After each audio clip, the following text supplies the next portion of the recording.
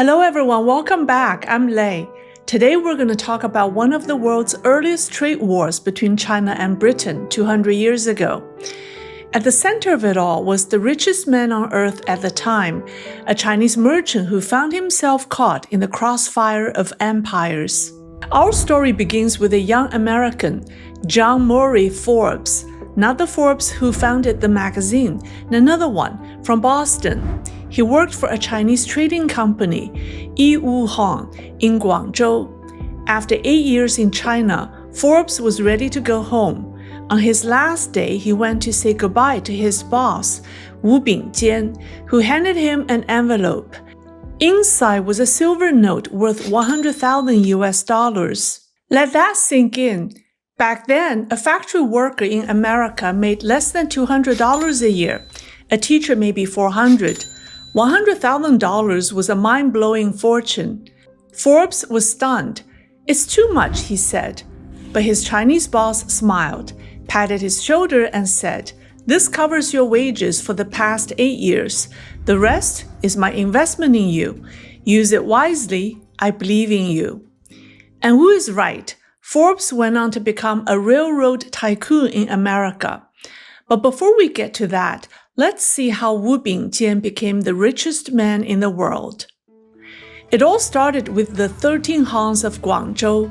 Guangzhou had been a trading hub for centuries, but things changed in 1757 when Emperor Qianlong decreed that all foreign trade must pass through one port, Guangzhou, and only through licensed merchants called the Hans. These were not ordinary merchants. They were part businessmen, part diplomats, and part middlemen between China and the West. Foreign ships couldn't deal directly with Chinese officials. Everything, payments, customs, permits, went through the Hans. Wu Bingjian's father, Wu Guoying, founded the Yiwu Han, or Yihe Han in Chinese. He had clawed his way up from a poor apprentice to one of the 13 Han leaders. He wanted to pass the business to his second son, but he died early. When the senior Wu died, his fourth son, the quiet, thin, and unremarkable Wu Bingjian, took over. Nobody expected much of him. Even his father had doubts. But the young Wu surprised everyone. When Wu Bingjian took charge of his family's trading house, the world he entered was tightly controlled by imperial rules. When a Western trading ship docked in Guangzhou, life for foreigners was anything but free. Only the captain and the first officer could set foot on land. Everyone else had to stay on the ship, sometimes for months. Even those 2 men who could disembark weren't exactly welcomed. They were confined to fenced-off quarters outside the city and couldn't wander anywhere they pleased. 3 days a month, just 3 days, they were allowed into Guangzhou for business or sightseeing. And even then, their routes were strictly supervised by Qing officials. Foreigners couldn't ride horses or sit in sedan chairs. Imagine that. A wealthy merchant from Boston or London used to find carriages, forced to walk under subtropical sun. And if he dared to bring his wife along, she had to stay on the ship. If she wanted to set foot on land, he had to pay what was known as a lady's tax, because her European-style dress was said to offend public morals. Foreign merchants had to tiptoe around the Qing dynasty's regulations on foreign trade.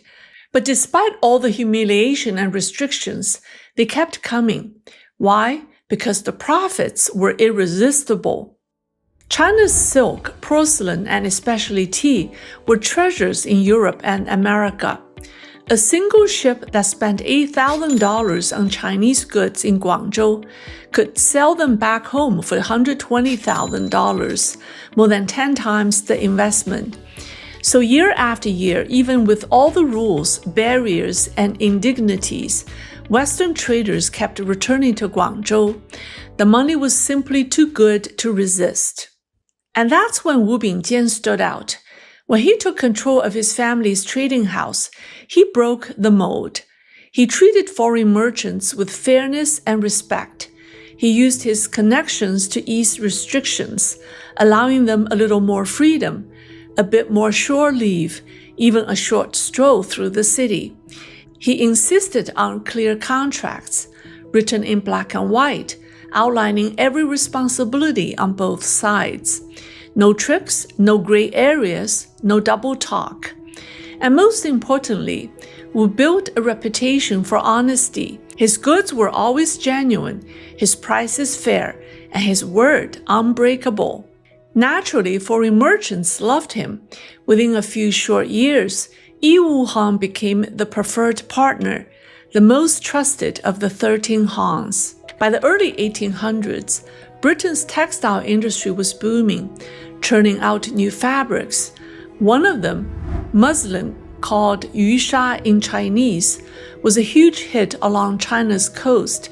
Every Han in Guangzhou wanted the exclusive right to sell it, but the British picked Wu. And Wu Bingjian did something remarkable. On his birthday, he invited all the other Han merchants to his home for a grand banquet.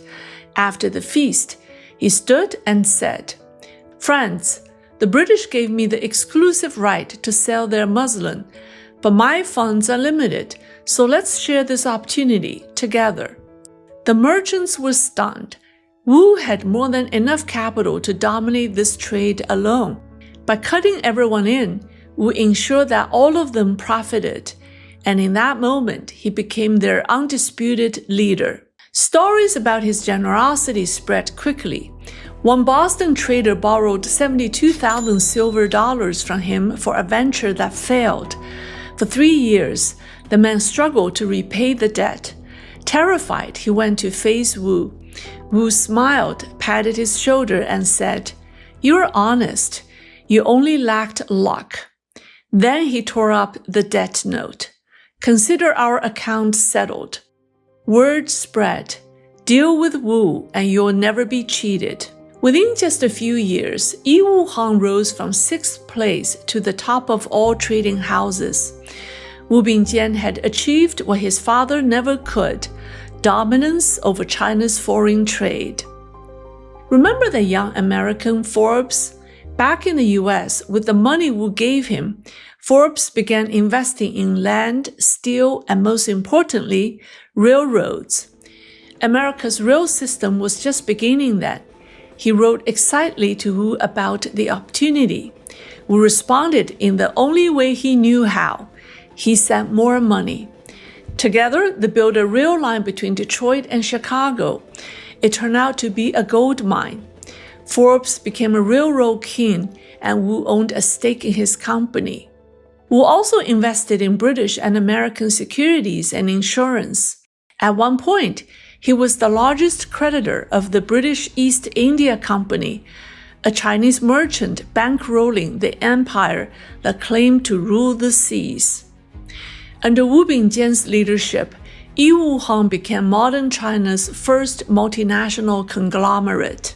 By 1834, Wu's fortune had reached 26 million taels of silver, about 8 million pounds sterling. For context, the entire Qing government's annual revenue was 40 million taels. Britain's was 50 million pounds. Wu controlled wealth equal to half of China's treasury. He even bought an honorary official title, roughly equal to today's vice minister. For a merchant in imperial China, that was the ultimate glory. But every rise has its fall. By the 1830s, the one-port trade system that had made Wu Bingjian rich was beginning to crack. Britain's merchants and government were fed up. They were forced to buy silk from Zhejiang, tea from Fujian and Anhui, haul it all the way to Guangzhou, and then sell it only through the 13 Hans.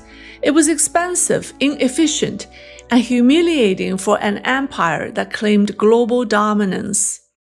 To make matters worse, the Chinese tightly controlled what goods foreigners could bring in.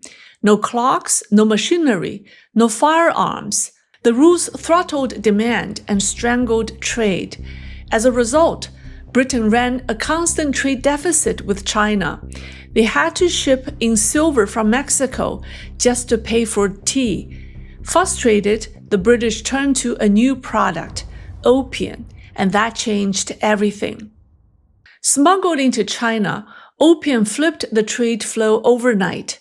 Silver began pouring out of China instead of in. What role did Wu Bingjian play in all this? No Qing or British records show that he personally traded opium. His main business was still tea, but many of his long-term British partners, the same men he had helped for decades, were now deeply involved in the opium trade. And so suspicion fell on the 13 Hans. Were they blind to what was happening, or worse, complicit? As their leader, Wu bore the blame. Emperor Daoguang stripped him of his honorary title and publicly shamed him. Then in 1839, the emperor sent Lin Zexu, his most determined official, to Guangzhou with one mission: stop the opium trade at any cost. The first thing Lin did was arrest Wu Bingjian and his son, throw them into prison, and threaten them with execution. After terrifying him half to death, Lin offered a deal. The British listen to you. Convince them to hand over their opium. If they refuse, I'll take your life and your wealth altogether. Wu had no choice. He went to the British companies, knelt outside their doors, and begged his old partners to surrender their opium. Shamed by his desperation and pressured by Lin, they complied. Lin Zexu destroyed the confiscated opium at Humen in what became one of the most famous anti-drug actions in Chinese history. But that act also lit the fuse for war. Britain struck back with gunboats and troops. The Opium War began. One Qing defeats followed another. City after city fell. By May 1841, British forces surrounded Guangzhou. Panic swept through the Qing bureaucracy. Who could negotiate with the foreigners? No one wanted the infamy of facing them. Finally, all eyes turned to Wu Bingjian. You know the foreigners best. You go. So there he went. The world's richest man, dragged into humiliation after humiliation, first nearly executed, then forced to kneel, now sent as a negotiator. The result was the Treaty of Guangzhou. The British agreed to withdraw, but only if the Qing paid 6 million silver dollars as ransom. Of that amount, the 13 Hans paid 2 million, and Wu Bingjian paid 1.1 million. His money literally saved Guangzhou. That was the first time Wu saved the dynasty. But the war didn't end there. British troops marched north, taking Xiamen, Dinghai, and moving up the Yangtze River towards Nanjing. In 1842, the Daoguang Emperor caved. His envoy, Qi Ying, signed the Treaty of Nanjing. The terms were brutal: 21 million taels of silver in reparations, the opening of 5 ports, and the end of the one-port system that had made Guangzhou rich. The Qing treasury had only 7 million taels. Where would the rest come from? Once again, the court turned to Wu Bingjian, who contributed 1.3 million. That was the second time he saved the dynasty. 3 years after the Opium War began, the old man was finished. At 74, exhausted and broken, Wu Bingjian died in Guangzhou. By then, the world he had built no longer existed. The Treaty of Nanjing had ended the one-port monopoly. 5 ports were opened to foreign trade, and the 13 Hans, once the pride of Chinese commerce, collapsed almost overnight.